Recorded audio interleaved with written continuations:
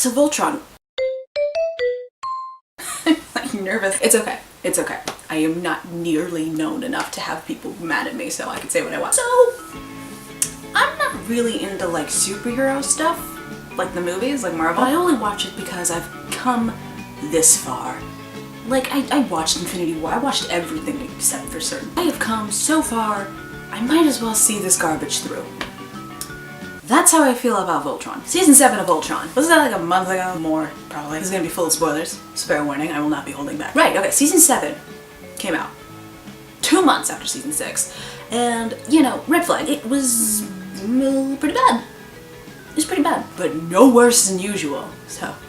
Wait, I think it's a well-known fact that a huge portion of the whole deal with regards to the Voltron fandom has to do with shipping, which is dumb, but I'm not gonna go into it. I have a lot to say, and most, if not all of it, will be very scathing, but it's not gonna be about shipping. Also, I don't really ship anything on Voltron because I'm an adult. I have no business wanting to see teenagers making out. That's weird.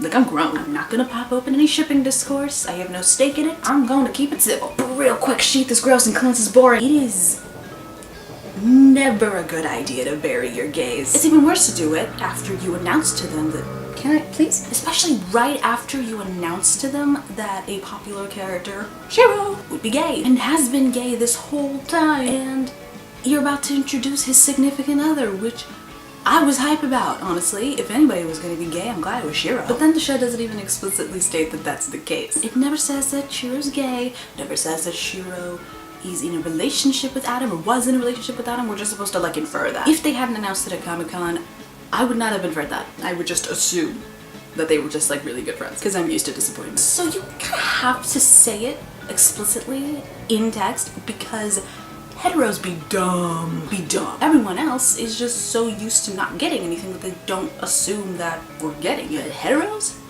Dumb. The show doesn't even say that Adam is Shiro's fiance or whatever, and then they just kill him off. Boom. Done. In a flashback. Takes like a second. All done. You had your moment. You got your gay. We're done with him now. It's over. Just be happy. Well, I can give him one thing. It didn't bother me as much as other bury your gay moments because I barely had time to even get to know or like Adam. Okay, it's not like I'm annoyed, but I'm not like furious. They never should have announced that Shiro's gay and that he was gonna have a big gay story if they were just gonna have him be dumped and then mourn his ex. And the fact that they literally just did it for shock value and to up the stakes is even worse. They wanted shock value or to make the whole war seem more serious, then they could have killed off a character that we knew, one we liked. Would have been so easy. And I would have been upset. I wouldn't have liked it because that's cheap, but it's better than killing the guy we don't even know. Interesting how we have a whole host of characters that we've gotten to know and care about, but it's the gay one that dies. Can't Shiro be happy for like a second? God. Yeah, we gotta put him through it like all the time, because that's good writing. Torture porn. Okay, moving on. I'm tired of Keith. I like him, but like, let's be real. This show has become Keith, a legendary defender, and there are times when other characters besides Keith do get their own arcs. Not all of them, of course, because God forbid the brown kids get any attention for more than a second. Keith gets a whole damn season. More than one. I'm bored. Pulling him out of the show when he went with the Blade of Gamora was actually pretty great. I did not miss him. Then we had that whole thing with his ridiculously anime mom. Seriously, who didn't know immediately that she was gonna be Keith's mom right when she showed up? Look at her! The mom thing was actually fine. It was fine. I didn't hate it. I liked their growth. I like that they're close again. I like her weird hands. It's great. I didn't like that weird thing where they're chilling on the back of a space whale for, how long was it, Keith? It's been 2 years. Okay, but why do you look the same? He should look different. He should look so different, especially considering he sat on a space whale for 2 years. At least change his hair. It was weird and bad. Highly unnecessary and never brought up again. Hate it. Keith gets more attention in season 7, and while he's more or less convinced me of his leadership abilities, I'm not sure he should still have them, especially after 2 years of almost isolation, like just his mom and his space wolf thing. Seems weird that he can just jump back into it. I think he'd be rusty.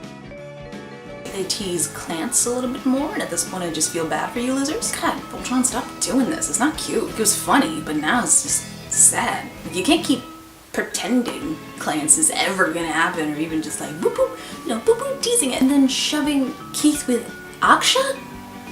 What? And Lance with Allura, which is ridiculous. Allura doesn't like boys. That whole thing with Lotor was just a one-off. That was a fluke. Keith and Aksha have even less reason to be together than clans, and that's saying something. Sorry.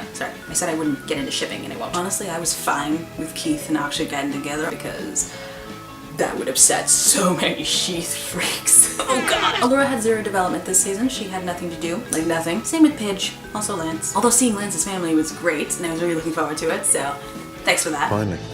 Some good fucking food. Hunk had a little thing with his whole family situation, which ended nicely. Good. Finally, Hunk has something to do, to feel. Admittedly, it ended as quickly as it begun, but fine. The filler episode with the game show meant nothing. It was a waste of time. I actually watched it because I thought it would be at least kind of fun, like the D&D one, but it wasn't. I liked hearing Cree Summers again, I guess. The only thing about this season that I enjoyed, the one thing, was Earth. And everybody preparing for the war. I liked seeing humans actually, you know, getting ready, squaring up for this fight. I like watching humans band together and prepare for what's coming because far too often in these sci-fi joints we got us squishy, soft, sad humans getting wiped out by the aliens. This time around, no, we had a fighting chance, which I appreciate. I mean, we got pretty beat up, but we held the line, so good. What wasn't great was the Admiral. I really wish she was a man.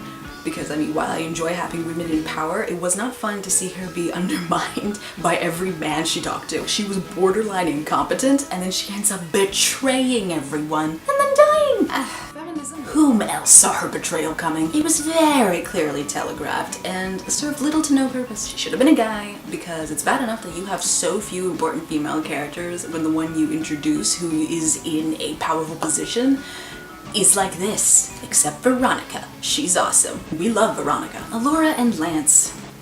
What can we say about that? It's weird. And Lance has been very clearly sexually harassing Allura since the beginning. Yeah, it's harassment because Allura never liked it nor reciprocated it. It's not flirting if you keep doing it regardless of how the other person feels. It's harassment. When he stops doing it and hasn't done it for a while, suddenly she's into him. Which, I mean, I guess makes sense. It's easier for people to be interested in others when they're treated like an equal and with respect. He was still into her. He was like weirdly jealous whenever Lotor was around. And if I'm correct, he never bothered her about it, or, you know, got upset. Unless I'm wrong. Future me, find out if I'm wrong. That's your problem.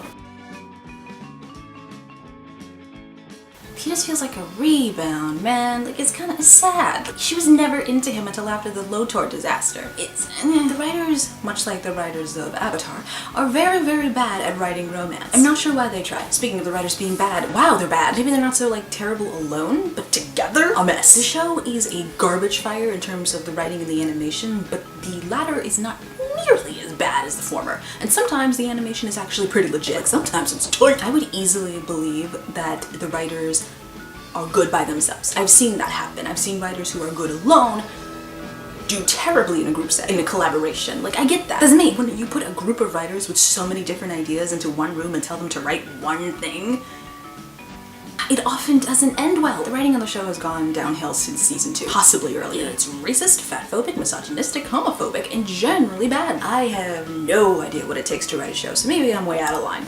I know what a good story is, with compelling arcs and characters, and Voltron just ain't it. I mean, best case scenario, it's gonna go the way of Steven Universe with like a really promising opening and cool characters and just a catastrophic downhill slide and just being more and more embarrassing every season. What happened, Rebecca? At this point, I'm probably gonna stop watching. I'm over it, she said, lying. I can only hope that I can resist the temptation to watch this car crash. God, I hope I can. Hashtag give Hunk an arc, you cowards.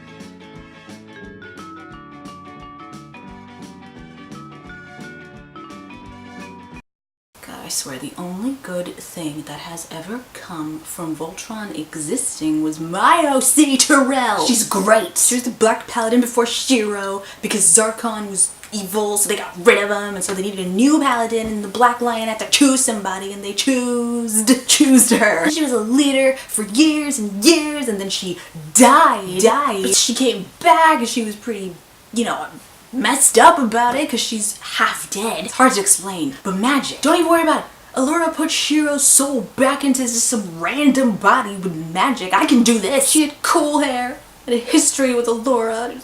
I made her after season 2 and the show just ruined it. I saved the show with her.